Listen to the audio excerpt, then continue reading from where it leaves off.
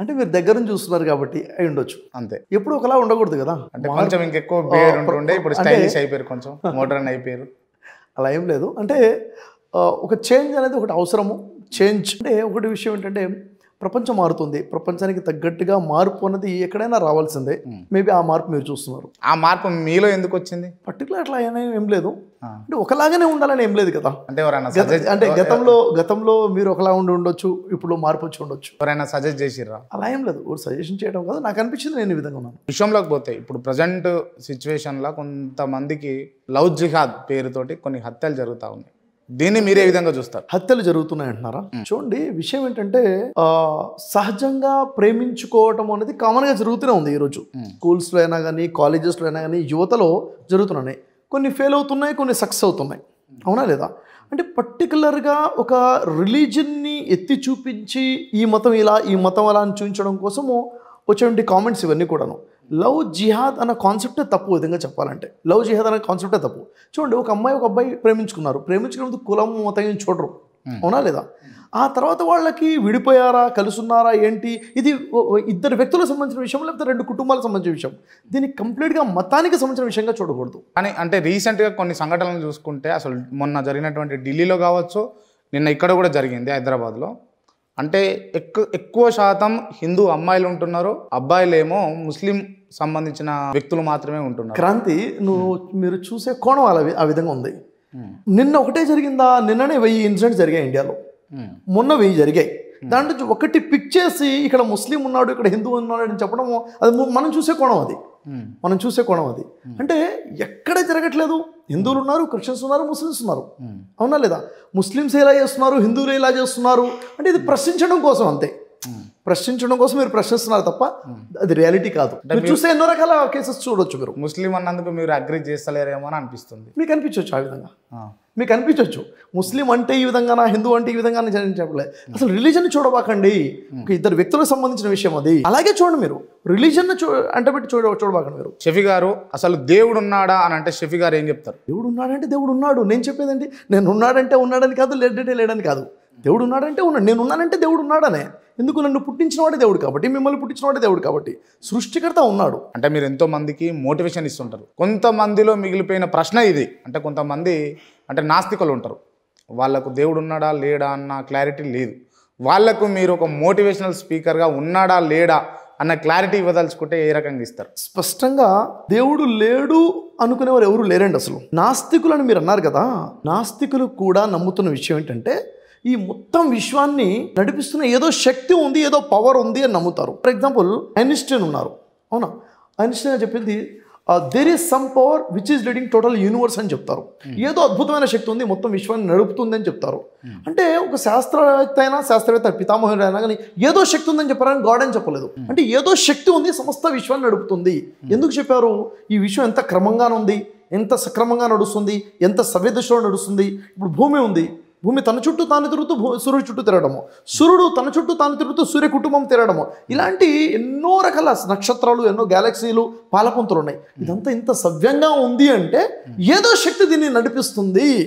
There is something behind it అని నమ్ముతున్నారు. అయితే నాస్తికులు కూడా ఏదో శక్తిని నమ్ముతారు, దాన్ని దేవుడు అనరు. అది వేరే విషయం. ఓకే. అంటే దేవుడి పేరు మీద మనం నమ్మే నమ్మకాలు చూసి వాళ్ళు అంటారు ఇది దేవుడు కాదు, ఇవన్నీ మూఢనమ్మకాలు అంటారు. వాస్తవానికి ప్రజలు నమ్ముతున్న దేవుడు అనే పేరుతో నమ్ముతున్నారు 99% మూఢనమ్మకాలే. ఇవి చూసి వాళ్ళు అంటున్నారు ఇది తప్పు అంటున్నారు. ఓకే. వాస్తవానికి దెర్ ఈస్ సమ్ పవర్ అనే విషయం ప్రతి ఒక్కళ్ళు నమ్ముతారు. షఫీ గారు ఫైనల్గా దేవుడు ఉన్నట్టుండా లేడంటుండా? ఉన్నాడు కదా. ఉన్నాడు. ఏ దేవుడు ఉన్నాడు? ఒకే దేవుడు ఉన్నాడు. ఏ దేవుడు? ఇప్పుడు సృష్టికర్త ఒకడే ఉన్నాడు.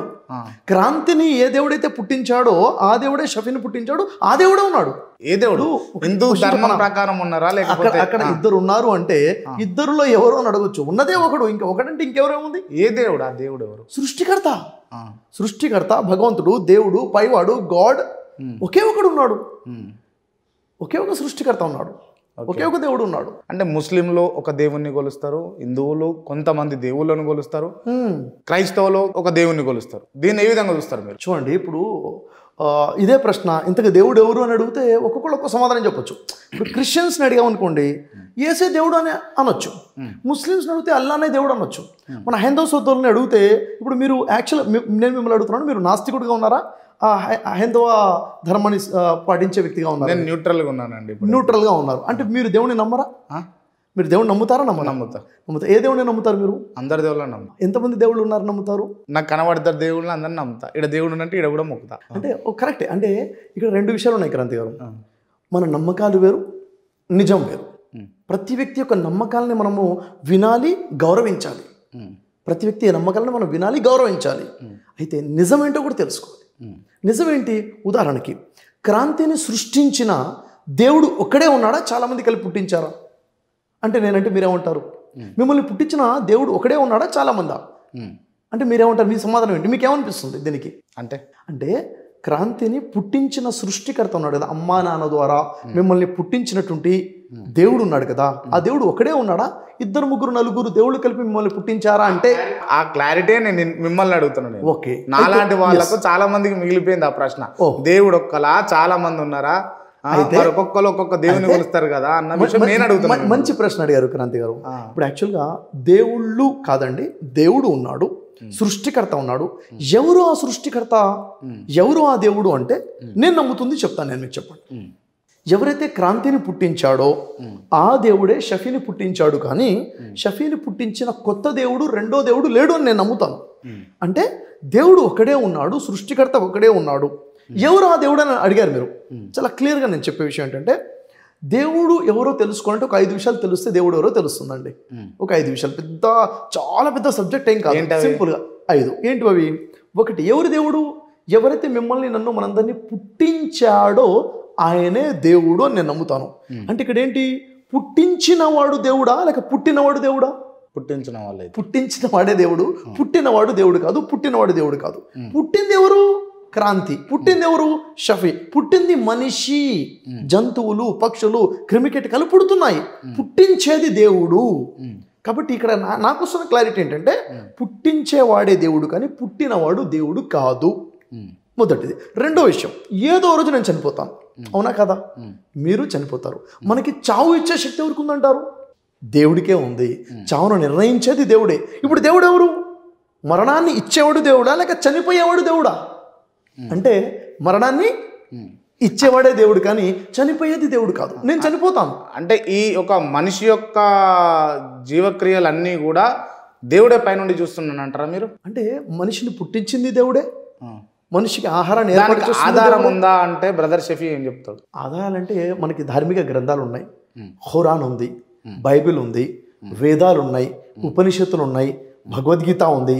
ఈ గ్రంథాల పరిశీలన చేస్తే అన్ని గ్రంథాల వెలుగులో మనకు తెలిసే విషయం ఏంటంటే, సృష్టికర్త ఉన్నాడని, దేవుడు ఒకడే ఉన్నాడని, ఆ దేవుడే మనందరినీ పుట్టించాడని, ఆ దేవుడి చేతిలోనే మన మరణం కూడా రాసిపెట్టుందని అన్ని గ్రంథాలు చెప్తున్న విషయమే.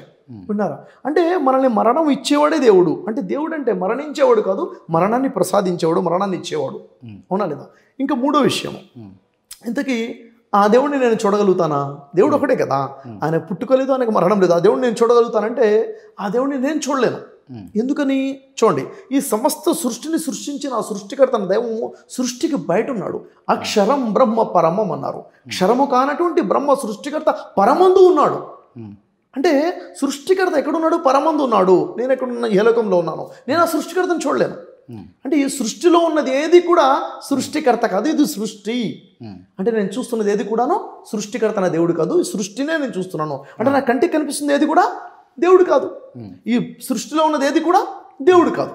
అంటే నేను నమ్ముతున్న విషయం అంటే, దేవుడు ఎవరు అంటే, దేవుడు ఒకడే ఉన్నాడు, దేవుడు పుట్టాడు, పుట్టినవాడు దేవుడు కాదు, దేవుడు మరణించాడు, మరణించేవాడు దేవుడు కాదు, దేవుడు సృష్టిలో లేడు, సృష్టిలో ఉన్నది ఏది దేవుడు కాదు, నా కంటికి కనిపిస్తుంది ఏది దేవుడు కాదు. అంటే ఇది క్లారిటీ. ఇప్పుడు ఇంతకీ నేను ఎవరిని ఆరాధించాలి, ఎవరిని పూజించాలి అంటే, దేవుడు ఒకటే కాబట్టి దేవుడిని ఆరాధించాలి. ఏ పేరు? సృష్టికర్తనే ఆరాధించాలి. దేవుడి పేరు ఏంటంటే, తెలుగు భాష మాట్లాడుకుంటే దేవుడు, ఇంగ్లీష్ భాష మాట్లాడుకుంటే గాడ్, అరబీ భాష మాట్లాడుకుంటే అల్లా. ఎలా? ఇప్పుడు ఉదాహరణకి ఒక బాటిల్ ఉంది, దాహంగా ఉంది, ఏం తాగాలంటే నీళ్లు తాగాలి అంటారు. ఏ భాషలో? తెలుగు భాషలో. హిందీలో చెప్పాలంటే పానీ అంటాం. అది ఇంగ్లీష్లో చెప్పాలంటే వాటర్ అంటాం. వాటర్ అయినా పానీ అయినా నీళ్ళైనా ఒకటే. నేను నీళ్ళే తాగుతాను, నేను వాటర్ తాగను అంటే అది నా ఫూలిష్నెస్. అలాగే ఏ దేవుడు అంటే, తెలుగులో అయితే దేవుడు, ఇంగ్లీష్లో అయితే గాడ్, అరబీలో అయితే అల్లాహ్. ఇది అరబీ భాష. అంటే అల్లా అంటే ఏంటి? ఆరాధనకు అర్హుడు. గాడ్ అంటే ఏంటి? సృష్టికర్త గాడ్ అంటున్నాము. దేవుడు అంటే దేవుడు. ఏ దేవుడు? ఎప్పుడు ఏ దేవుడు అంటాము? దేవుళ్ళు 2, 3, 4 ఉంటే ఎవరు అంటాము? ఒకడే కదా. ఒకడే ఉన్నప్పుడు ఇంకే దేవుడు అన్న ప్రశ్న లేదు. సృష్టికర్త ఒకడే ఉన్నాడు. ఎవరైనా పుట్టనివాడు, మరణం లేనివాడు, కంటికి కనపడనివాడు, సృష్టిలో లేనివాడు, మనందరినీ పుట్టించినవాడు సృష్టికర్త. అందుకే చూడండి, మన సాయిబాబా వారు ఉన్నారు. సాయిబాబా వారు దేవుడి గురించి ఏం చెప్పారు మనకి? ఏం చెప్పారు? సబ్కా మాలిక్ ఏక్ హై అన్నారు అని పైకి చూపిస్తున్నారు. అందరికీ దేవుడు ఒకడే ఉన్నాడు, ఆయన పైన ఉన్నాడు అని చెప్పారు. అవునా లేదా? సాయిబాబా దగ్గరికి చాలా మంది వచ్చేసి, బాబా మేము కష్టాల్లో ఉన్నాము, మేము నష్టాల్లో ఉన్నాము, మా కష్టాలు దూరం చేయమని అడిగినప్పుడు బాబా వారు ఏం సమాధానం చెప్పారు? నేను స్వయంగా కష్టాలు ఉన్నప్పుడు పైన ఉన్న దేవుడికి నా కష్టాలు చెప్పుకుంటాను, ఆయన నా కష్టాలు దూరం చేస్తాడు.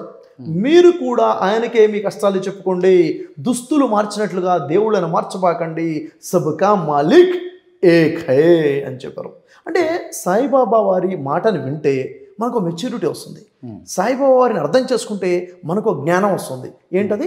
దేవుడు ఉన్నాడని నమ్మాలి, దేవుడు ఒకడే ఉన్నాడని నమ్మాలి, దేవుడు పైన ఉన్నాడని నమ్మాలి, ఆయనకే కష్టాలు చెప్పుకోవాలి, దేవుడికే ఆయన్నే ఆరాధించాలి. ఈ క్లారిటీ వస్తుంది.